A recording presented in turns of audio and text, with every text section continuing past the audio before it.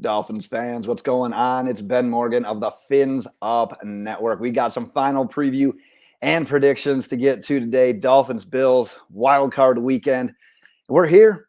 We're here. That roller coaster season has not come to an end yet. And I know it's a lot of doom and gloom right now. If you look at the injury report alone for this game before we get started here, let's just say that the Bills are uniquely healthy for what would be their 18th game of the season. And if you look at ours, man, it's just, it is a list of players that are just broken and either questionable, doubtful, already out. And guess what? That list isn't even including players like Nick Needham and Trill Williams and Brandon Jones and all the guys, Emmanuel Ogbus, all the guys that are already on IR, all the guys that we are already down.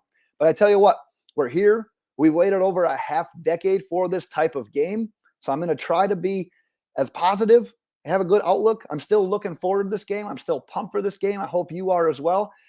I've got some viewer questions I'm going to get to before I get to my final score prediction. But Dolphins fans, I want to hear from you. Drop your final score predictions in the comments. Let's carry on the conversation there throughout the day, throughout Sunday morning, leading up to game time. But I talked about those viewer questions, so let's jump in right away. And the first one we got is, who needs to step up both offensively and defensively in order to win? Can I cheat? Can I say everybody? Because quite honestly, and I know playing the perfect game in the NFL doesn't happen, but we need to be as close to flawless as possible. Maybe I'll just put it that way, because I'll answer your question too. If I have to answer your question, I'll say Skylar Thompson on offense, Jevon Holland on defense. And why I'm going to take Skylar Thompson, because obviously there's a lot of people I could pick from. We're here because we have Tyreek Hill. We're here because we have Jaylen Waddle. Terron Armstead is questionable heading into this game. He's obviously a huge point. But you know how important the position of quarterback is in the NFL. And now it's not just going to be like a week 18, Skylar Thompson, go out and manage this game against the Jets. Keep us in it, make a play if you need to. Let's run the ball. Let's try to win it 11-6. That doesn't work against the Bills. We're going to need Skylar Thompson to not only probably not have any turnovers, he's going to have to make plays downfield. We didn't get here with Tyreek Hill and Jaylen Waddle. One guy that went over 1,700 receiving yards, another guy that went over 1,300 receiving yards. We didn't get here by ignoring them. We didn't get here by just letting them be decoys.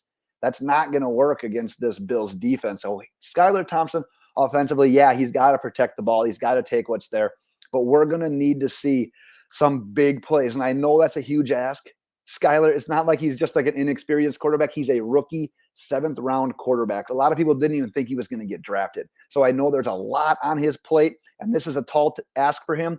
But if someone that's going to have to step up, it's the NFL. It's got to be the quarterback. And defensively, I took Jevon Holland for a few reasons, because there's obviously a lot of guys, pass rush, Christian Wilkins, Xavier Howard. There's a lot of guys that we're going to need, like I said, nearly flawless performances from. But I picked Jevon Holland for a couple of reasons.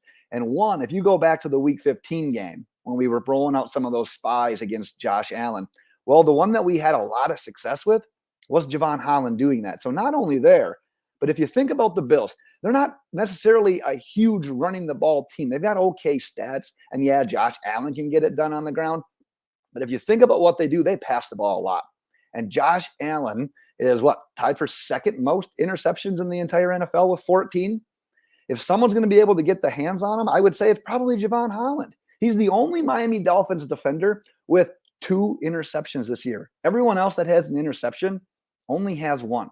So I'm going to pick Jevon Holland on the defensive side of the ball, with the caveat of we need damn near everyone to, like I said, play damn near flawless in this game. Let's go on to the next question. It's, do you think Mike McDaniel has a more Kyle Shanahan-like game plan this week? And the question actually referred not only to just wide zone runs, but more like short passes as well.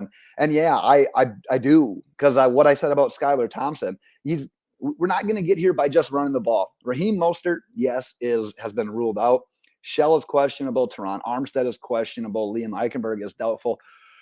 Just straight up running the ball is going to be a tall task. It's not going to be that simple. 188 yards the last time we played them. If you could sign me up for 188 rushing yards this week, I would take it in a heartbeat. But what I think, kind of going back to Skylar Thompson there, yeah, we're going to have some of those short passes, some of those kind of extension of the run game type of passes. But the Bills defense, they're opportunistic. Those linebackers, the cornerbacks, Jordan Poyer's questionable in this game, but I think he's going to end up playing. Actually, I don't even know if he's listed as questionable now. I think he got taken off the injury report. Those are the kind of guys that if you keep running those short passes enough, they will press your wide receivers. They will jump those routes. They will pick six you. So we're going to have to get some sluggos, some out and ups. We're going to have to get something going over the top to Tyreek, to Jaylen Waddle in order to open this offense up. So yes, like I said, it's all coming back to Skylar at this point in time. Let's go on to the next one. Can Tyreek Hill's playoff experience help us pull off the win? I got to say it can't hurt. And where I think Tyreek's playoff experience comes into play more than not would be probably leading up to the game. It would be more of the communication with the players about not getting too up, understanding the significance, understanding the importance of the paying attention to detail on everything leading up to every single play, about how magnified every single play is. That is where I think he can help. But where it comes on the field, that's tough for a wide receiver. You can only do so much. You can only control so much of the game from the wide receiver position. And where I think it kills us is, yeah, he's got playoff experience, and that's great.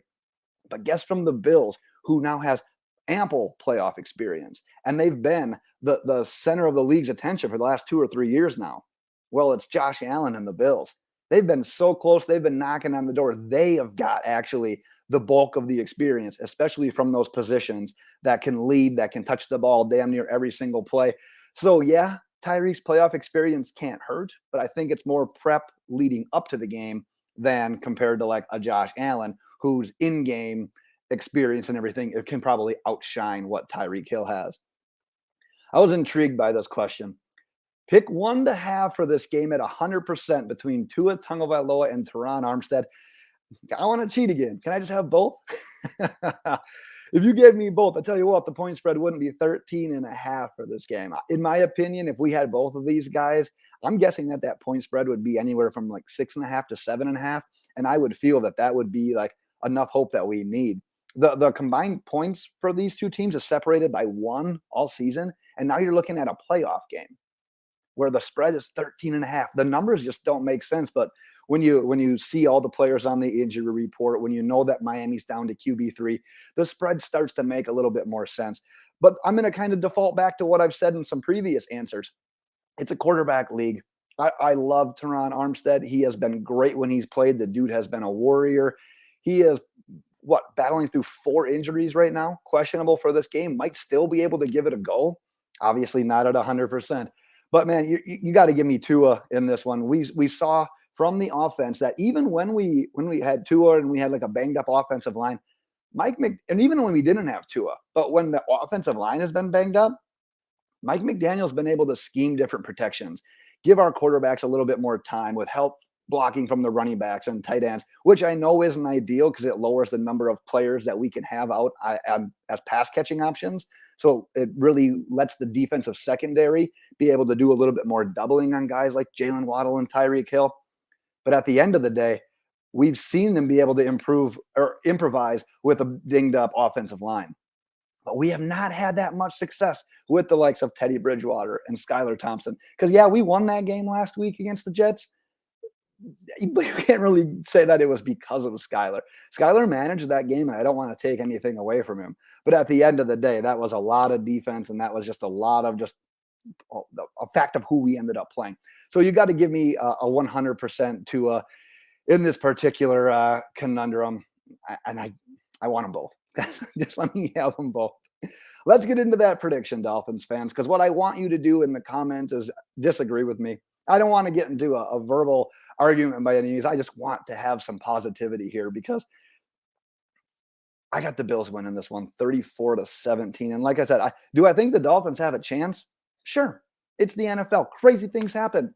Crazy things happen, especially when you're playing a team for the 3rd time in a season. These coaches know each other by now. These players know each other by now. So yes, anything can crazy happen. Like I said in Thursday's video, the keys to victory. If we can get some turnovers, if we can get a defensive touchdown, if we can make a crazy play on special teams, this game can flip.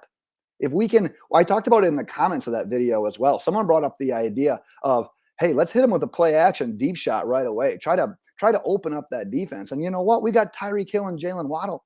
If we can connect on a play like that, that is a game changer. I kind of hope we do. Throw caution to the wind. This could be it.